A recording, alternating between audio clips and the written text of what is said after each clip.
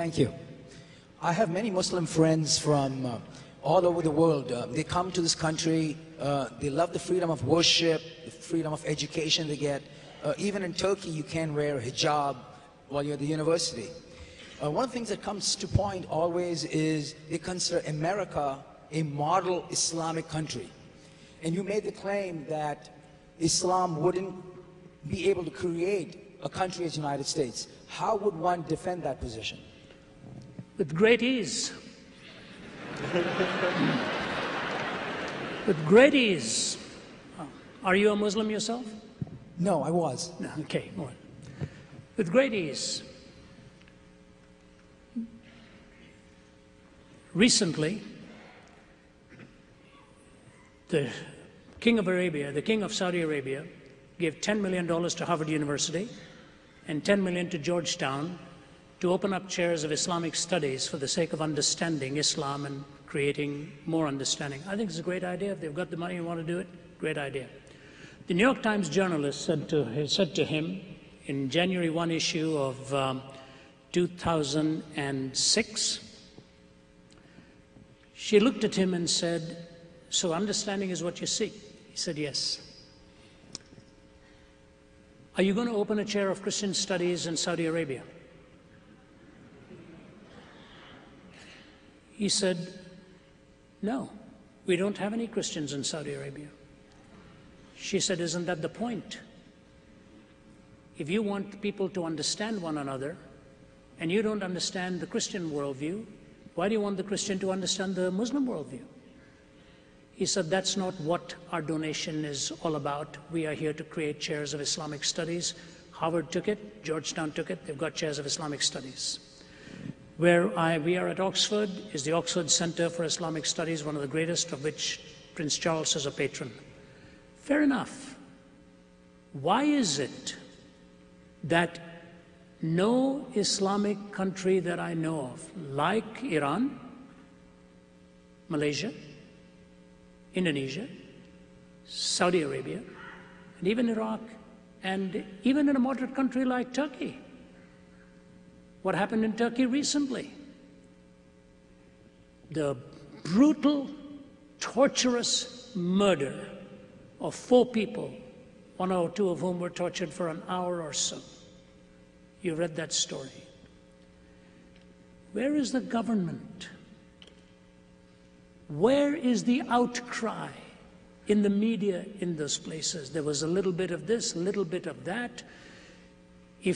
When I was in Bethlehem, Israel, I was writing my book, The Prophet and the Priest, Prince and the Prophet, Jesus Talks to Muhammad, which will be released posthumously. It's ready and they're all in a lock and key.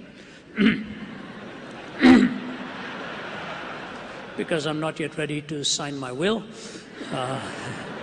Because where there's a will, there are lots of relatives.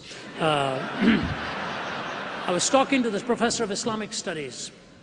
It's a candid conversation, and I spent some time with the Grand Mufti, my videographer, Bob Tigert, who's here managing all of this. He was with me. So I go to this professor of Islamic studies and I say to him, "The Quran says there's no compulsion in religion." He said, "That is correct." I said, "If your daughter," I pointed to his daughter's picture on the desk there, I said, "if she became a Christian, what would you do?" He didn't bat an eyelid. He looked at me and said, "I'd kill her."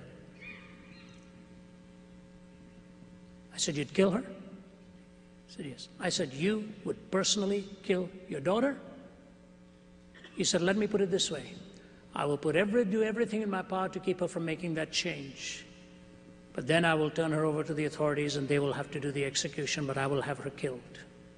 I said, "So there is compulsion in religion. There's no freedom to disbelieve. There are people in Malaysia today who were misidentified as birth according to parentage and were listed as followers of Islam, who are now asking to be removed from that because one of them is a Buddhist, from a Buddhist family. You may have followed that case. He doesn't even have the right to go to court to ask for the rightful claim of his own parents' religion.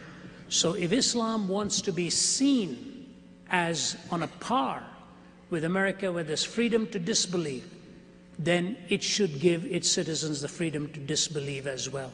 I've spoken about this at the highest level to ministers of religion and so on, and I'll say this on the positive side. I'm grateful to God that they've given me the honor of speaking there many times. I've been to some places I can't even publicly mention to you, and Michael has spoken at madrasas. Our team is invited.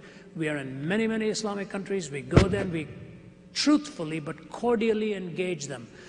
With students, with faculty, I speak very respectfully, but I ask hard questions because they ask me hard questions. America will never force religion down your throat. If it does, it is in violation of its own constitution. That's why I think a theocracy is not what we need.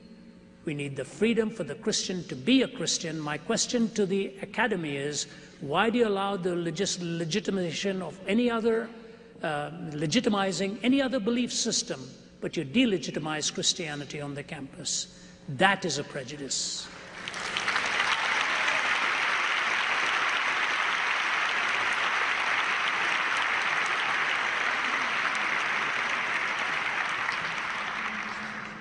All right, you're asking me.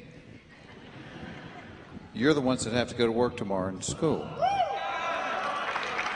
Let's take two more. Let's take two more then. Two more? Yep. Yes, sir.